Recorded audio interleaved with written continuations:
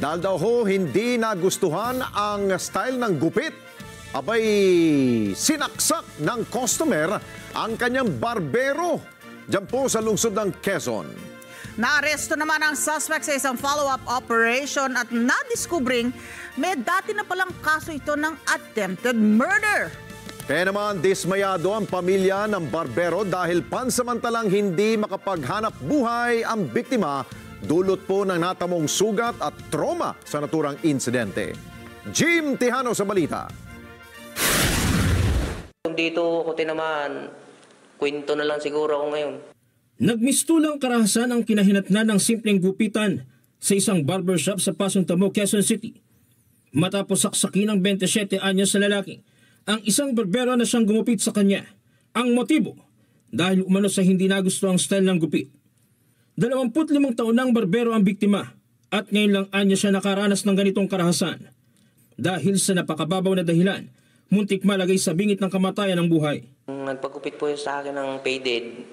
Hindi nung ginupitan ko ng faded, bumaba na siya. Sabi niya sa akin kasi nung ginugupitan ko, huwag mo nang babasan yung taas. Hindi ko po binawasan. Tapos nung pagtingin sa salamin, ganun siya. Sabi niya, bawasan mo na nga lang, ang pangit ng bangs. Ginawa ko sir, binawasan ko sir. Matapos magpagupit, umalis ang suspect. Pero ilang minuto lang, muli itong bumalik. Subalit hindi para magpagupit kundi maghasik ng gulo. Kala ko magpapaulit ng gupit. Pasok lang. Pagpasok niya sir, yun na pala yun. Sinaksak niya na ako.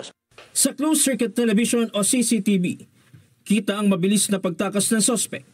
Hinabol pa ito ng dalawang lalaking kasamahan ng biktima hanggang makarating sa Major Marcos Street sa bahagi ng Luzon Avenue, subalit hindi inabutan. Nai-report ang insidente sa Holy Spirit Police Station 14 at tumawag din ang asawa ng biktima sa 911 hotline ng PNP. Tinry ko lang po kung totoo talaga or ano.